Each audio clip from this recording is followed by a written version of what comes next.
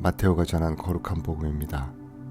그 무렵 예수님께서 베드로와 야고보와 그의 동생 요한만 따로 데리고 높은 산에 오르셨다. 그리고 그들 앞에서 모습이 변하셨는데 그분의 얼굴은 해처럼 빛나고 그분의 옷은 빛처럼 하얘졌다. 그때 모세와 엘리야가 그들 앞에 나타나 예수님과 이야기를 나누었다. 그러자 베드로가 나서서 예수님께 말하였다. 주님, 저희가 여기에서 지내면 좋겠습니다. 원하시면 제가 초막셋을 지어 하나는 주님께, 하나는 모세께, 또 하나는 엘리야께 드리겠습니다. 베드로가 말을 채 끝나기도 전에 빛나는 구름이 그들을 덮었다. 그리고 그 구름 속에서 이는 내가 사랑하는 아들, 내 마음에 드는 아들이니 너희는 그의 말을 들어라 하는 소리가 났다. 이 소리를 들은 제자들은 얼굴을 땅에 대고 엎드린 채 몹시 두려워하였다. 예수님께서 다가오시어 그들에게 손을 대시며 일어나라, 그리고 두려워하지 마라 하고 이르셨다. 그들이 눈을 들어보니 예수님 외에는 아무도 보이지 않았다. 그들이 산에서 내려올 때에 예수님께서는 그들에게 사람의 아들이 죽은 이들 가운데에서 되살아날 때까지 지금 본 것은 아무에게도 말하지 마라 하고 명령하셨다. 주님의 말씀입니다.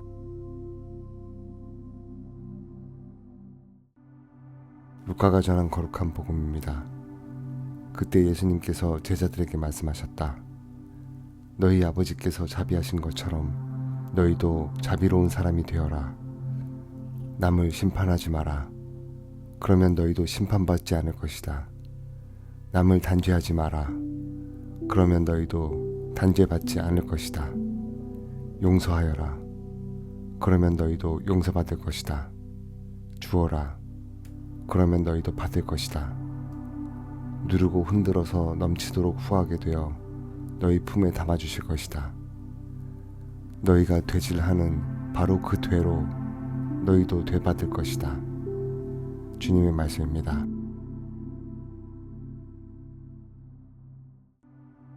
마테오가 전한 거룩한 복음입니다.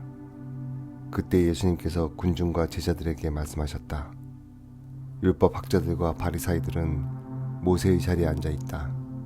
그러니 그들이 너희에게 말하는 것은 다 실행하고 지켜라. 그러나 그들의 행실은 따라하지 마라. 그들은 말만 하고 실행하지는 않는다. 또 그들은 무겁고 힘겨운 짐을 묶어 다른 사람들 어깨에 올려놓고 자기들은 그것을 나르는 일에 손가락 하나 까딱하려고 하지 않는다. 그들이 하는 일이란 모두 다른 사람들에게 보이기 위한 것이다. 그래서 성구갑을 넓게 만들고 옷자락 수를 길게 늘린다. 잔치집에서는 윗자리를, 회당에서는 높은 자리를 좋아하고 장터에서 인사받기를, 사람들에게 스승이라고 불리기를 좋아한다. 그러나 너희는 스승이라고 불리지 않도록 하여라. 너희의 스승님은 한 분뿐이시고 너희는 모두 형제다. 또 이 세상 누구도 아버지라고 부르지 마라. 너희의 아버지는 오직 한 분, 하늘에 계신 그분뿐이시다. 그리고 너희는 선생이라고 불리지 않도록 하여라. 너희의 선생님은 그리스도 한 분뿐이시다. 너희 가운데에서 가장 높은 사람은 너희를 섬기는 사람이 되어야 한다. 누구든지 자신을 높이는 이는 낮아지고 자신을 낮추는 이는 높아질 것이다. 주님의 말씀입니다.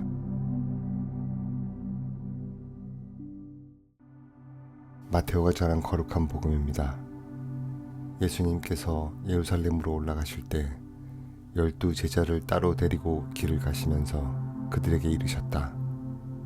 보다시피 우리는 예루살렘으로 올라가고 있다. 거기에서 사람의 아들은 수석사제들과 율법학자들에게 넘겨질 것이다.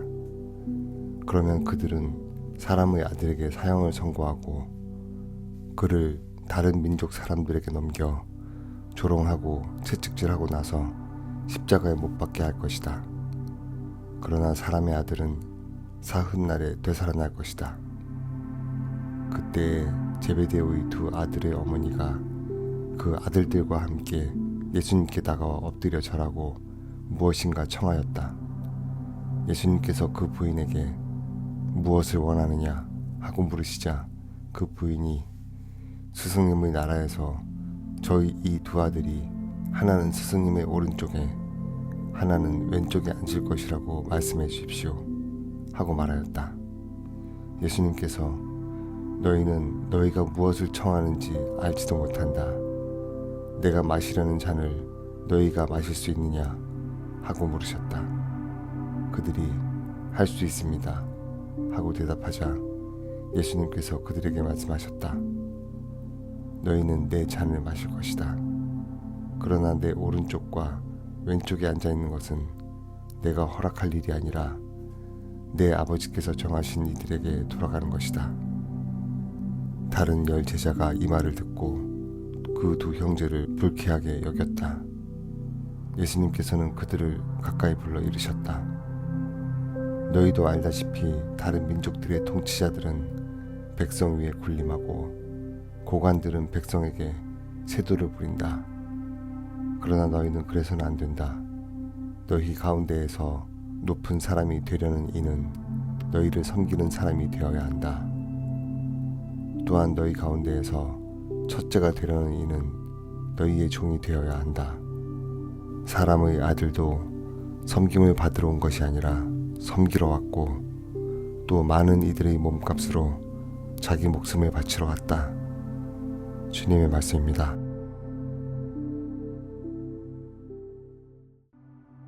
루카가 전한 거룩한 복음입니다. 그때 예수님께서 바리사이들에게 말씀하셨다.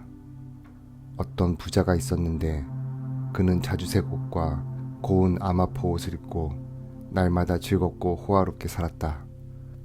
그의 집 대문 앞에는 라자로라는 가난한 이가 종기투성이 몸으로 누워 있었다. 그는 부자의 식탁에서 떨어지는 것으로 배를 채우기를 간절히 바랐다. 그러나 개들까지 와서 그의 종기를 핥곤 하였다. 그러다 그 가난한 이가 죽자 천사들이 그를 아브라함 곁으로 데려갔다. 부자도 죽어 묻혔다. 부자가 저승에서 고통을 받으며 눈을 뜨니 멀리 아브라함과 그의 곁에 있는 라자로가 보였다. 그래서 그가 소리질러 말하였다. 아브라함 할아버지, 저에게 자비를 베풀어 주십시오. 라자로를 보내시어 그 손가락 끝에 물을 찍어 제 혀를 식히게 해 주십시오. 제가 이 불길 속에서 구초를 겪고 있습니다. 그러자 아브라함이 말하였다. 얘야, 너는 살아있는 동안에 좋은 것들을 받았고 라자로는 나쁜 것들을 받았음을 기억하여라. 그래서 그는 이제 여기에서 위로를 받고 너는 고초를 겪는 것이다. 게다가 우리와 너희 사이에는 큰 구렁이 가로놓여 있어 여기에서 너희 쪽으로 건너가려 해도 갈 수 없고 거기에서 우리 쪽으로 건너오려 해도 올 수 없다. 부자가 말하였다. 그렇다면 할아버지, 제발 라자로를 제 아버지 집으로 보내주십시오. 저에게 5 형제가 있는데 라자로가 그들에게 경고하여 그들만은 이 고통스러운 곳에 오지 않게 해주십시오. 아브라함이 그들에게는 모세와 예언자들이 있으니 그들의 말을 들어야 한다 하고 대답하자 부자가 다시 안 됩니다. 아브라함 할아버지, 죽은 이들 가운데에서 누가 가야 그들이 회개할 것입니다 하였다. 그에게 아브라함이 이렇게 일렀다. 그들이 모세와 예언자들의 말을 듣지 않으면 죽은 이들 가운데에서 누가 다시 살아나도 믿지 않을 것이다. 주님의 말씀입니다.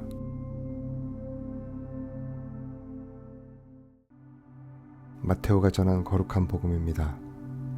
그때 예수님께서 수석 사제들과 백성의 원로들에게 말씀하셨다. 다른 비유를 들어보아라. 어떤 밭 임자가 포도밭을 일구어 울타리를 둘러치고 포도확을 파고 탑을 세웠다. 그리고 소작인들에게 내주고 멀리 떠났다. 포도철이 가까워지자 그는 자기 몫의 수출을 받아오라고 소작인들에게 종들을 보냈다. 그런데 소작인들은 그들을 붙잡아 하나는 매질하고 하나는 죽이고 하나는 돌을 던져 죽이기까지 하였다. 주인이 다시 처음보다 더 많은 종을 보냈지만 소작인들은 그들에게도 같은 짓을 하였다. 주인은 마침내 내 아들이야 존중해 주겠지 하며 그들에게 아들을 보냈다. 그러나 소작인들은 아들을 보자 저자가 상속자다. 자, 저자를 죽여버리고 우리가 그의 상속 재산을 차지하자 하고 저희끼리 말하면서 그를 붙잡아 포도밭 밖으로 던져 죽여버렸다. 그러니 포도밭 주인이 와서 그 소작인들을 어떻게 하겠느냐. 그렇게 악한 자들은 가차없이 없애버리고 제때에 소출을 바치는 다른 소작인들에게 포도밭을 내줄 것입니다 하고 그들이 대답하자 예수님께서 그들에게 말씀하셨다. 너희는 성경에서 이 말씀을 읽어본 적이 없느냐. 집 짓는 이들이 내버린 돌, 그 돌이 모퉁이의 머릿돌이 되었네. 이는 주님께서 이루신 일, 우리 눈에 놀랍기만 하네.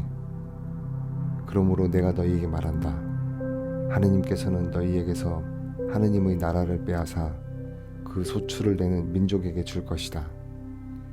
수석 사제들과 바리사이들은 이 비유들을 듣고서 자기들을 두고 하신 말씀인 것을 알아차리고 그분을 붙잡으려고 하였으나 군중이 두려웠다. 군중이 예수님을 예언자로 여겼기 때문이다. 주님의 말씀입니다.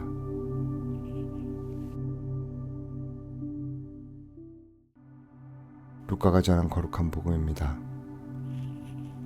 그때 세리들과 죄인들이 모두 예수님의 말씀을 들으려고 가까이 모여들고 있었다.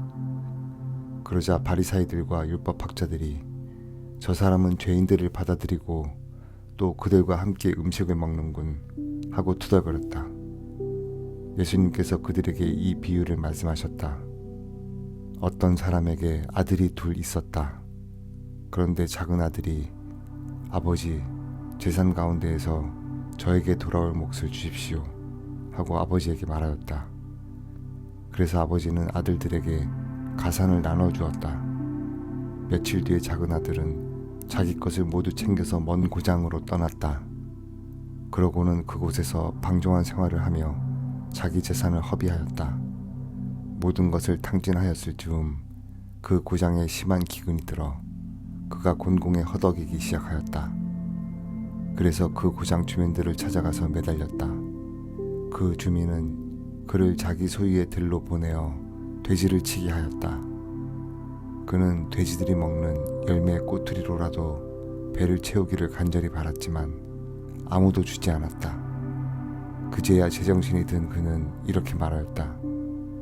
내 아버지의 그 많은 품팔이꾼들은 먹을 것이 남아도는데 나는 여기서 굶어 죽는구나. 일어나 아버지께 가서 이렇게 말씀드려야지. 아버지, 제가 하늘과 아버지께 죄를 지었습니다. 저는 아버지의 아들이라고 불릴 자격이 없습니다. 저를 아버지의 품팔이꾼 가운데 하나로 삼아 주십시오. 그리하여 그는 일어나 아버지에게로 갔다. 그가 아직도 멀리 떨어져 있을 때에 아버지가 그를 보고 가엾은 마음이 들었다. 그리고 달려가 아들의 목을 껴안고 입을 맞추었다. 아들이 아버지에게 말하였다. 아버지, 제가 하늘과 아버지께 죄를 지었습니다. 저는 아버지의 아들이라고 불릴 자격이 없습니다. 그러나 아버지는 종들에게 일렀다. 어서 가장 좋은 옷을 가져다 입히고 손에 반지를 끼우고 발에 신발을 신겨 주어라. 그리고 살진 송아지를 끌어다가 잡아라. 먹고 즐기자. 나의 이 아들은 죽었다가 다시 살아났고 내가 잃었다가 도로 찾았다. 그리하여 그들은 즐거운 잔치를 벌이기 시작하였다. 그때 큰아들은 들에 나가 있었다. 그가 집에 가까이 이르러 노래하며 춤추는 소리를 들었다. 그래서 하인 하나를 불러 무슨 일이냐고 묻자 하인이 그에게 말하였다. 아우님이 오셨습니다. 아우님이 몸성이 돌아오셨다고 하여 아버님이 살진 송아지를 잡으셨습니다. 큰아들은 화가 나서 들어가려고도 하지 않았다. 그래서 아버지가 나와 그를 타이르자 그가 아버지에게 대답하였다. 보십시오. 저는 여러 해 동안 종처럼 아버지를 섬기며 아버지의 명을 한 번도 어기지 않았습니다. 이러한 저에게 아버지는 친구들과 즐기라고 염소 한 마리를 주신 적도 없습니다. 그런데 창녀들과 어울려 아버지의 가산을 들어먹은 저 아들이 오니까 살진 송아지를 잡아주시는군요. 그러자 아버지가 그에게 일렀다. 얘야, 너는 늘 나와 함께 있고 내 것이 다 네 것이다. 너의 저 아우는 죽었다가 다시 살아났고 내가 잃었다가 되찾았다. 그러니 즐기고 기뻐해야 한다. 주님의 말씀입니다.